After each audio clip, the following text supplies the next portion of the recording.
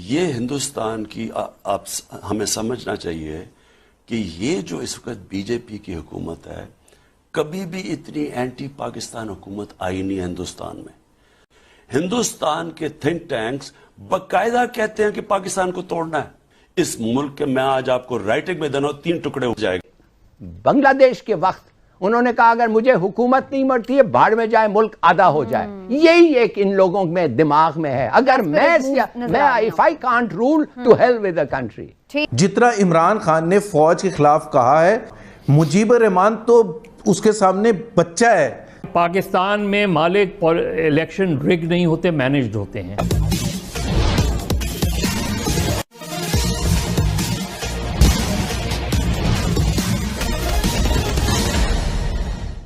अभी आपने पाकिस्तान के टीवी चैनल पर परिचर्चा का जो अंश सुना, उससे अंदाजा लगा लिया होगा कि पाकिस्तान के अंदरूनी हालात ठीक नहीं है।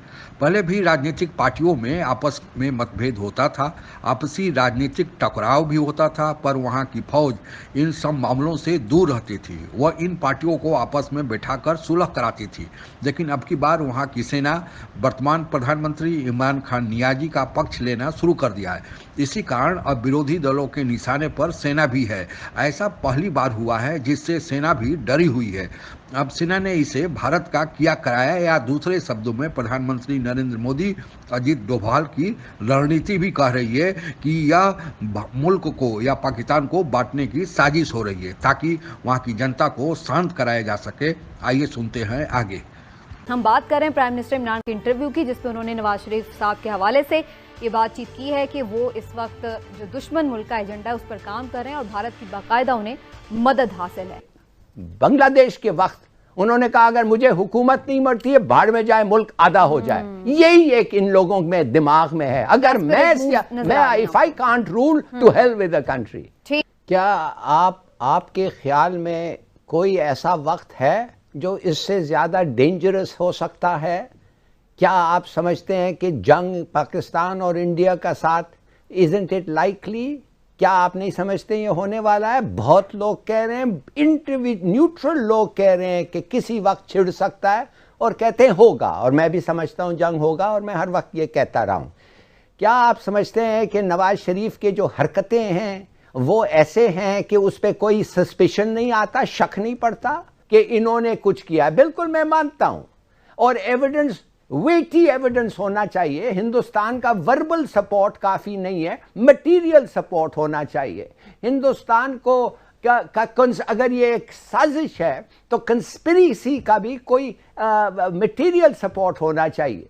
ये नहीं जैसे नवाज शरीफ कहता था बेनजीर के बारे में कि ये एक सिक्योरिटी रिस्क है, विदाउट एनी एविडेंस। हम वो सब नहीं करना चाहते, मगर ये हम जरूर कह सकते हैं और कहना चाहिए कि ये आदमी इस वक्त ऐसे हरकतें करना, लगता ऐसा है कि सिर्फ और सिर्फ दुश्मन का फायदा हो रहा है। मुझे ये समझ नहीं आती इस मुल्क की कि एक शहजादा बैठा हुआ है जिसने पाकिस्तान की तारीख में फौज के खिलाफ, मुजीबर रहमान तो उसके सामने बच्चा है। जितना इमरान खान ने फौज के खिलाफ कहा है, पाकिस्तानी फौज की तज़हीक की है, और सिर्फ पाकिस्तान में बैठ के नहीं, इंडिया जैसे मुल्क में बैठ के ISI के बारे में, और बरतानिया में बैठ के, अमेरिका में बैठ के, from labelling them as genocide जिन्होंने किया, बमबारी की अपने अवाम पर। और दूसरी बात यह है, 2013 के इलेक्शन के बाद Imran Khan named a sitting brigadier, नाम लेके, और कियानी साहब को ब्लेम करके कि जी ये धांधली में इन्वॉल्व थे, चीफ जस्टिस को ब्लेम करके कि इनको शर्म आनी चाहिए।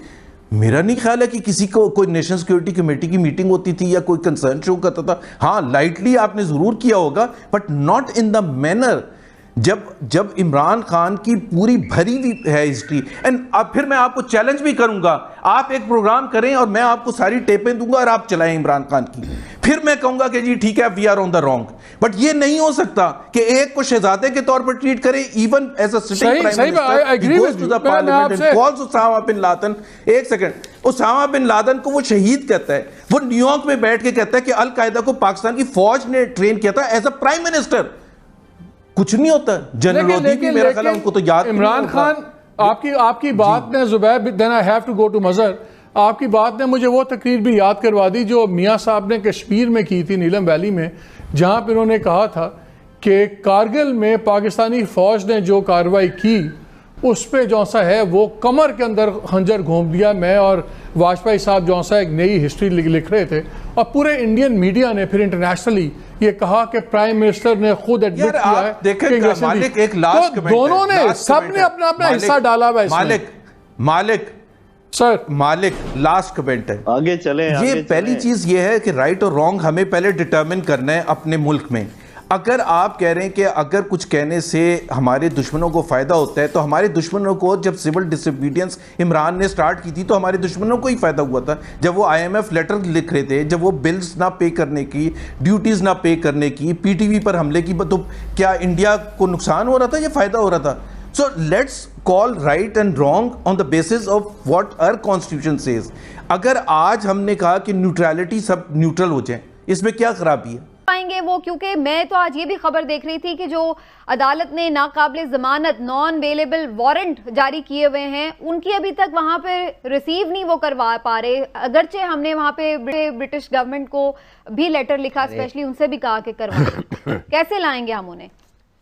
देखिए, आप मेहरबानी से ये छोटी छोटी बातें रिसीव नहीं करवा रहे हैं। सबको पता है, दुनिया को पता है कि वारंट सर्व होना है और वारंट को वो सर्व नहीं करने दे रहा है। तो रिसीट विसीट की ये छोटी बातें आप भूल जाएं। मैं आपको 2-3 चीज़ बताता हूँ, बड़ी ज़रूरी है। एक चीज़ ये कह रहे हैं कि इमरान खान का ख्याल ये है कि ब्रिटिश गवर्नमेंट कोऑपरेट करेगी। ये प्रीति पटेल नाम सुना है? प्रीति पटेल वो लंदन इंग्लैंड की इंटीरियर मिनिस्टर है। वो किधर की है? इंडिया की है। वो दूसरा अटॉर्नी जनरल ब्रिटेन का कौन है? वो भी एक और इंडियन है।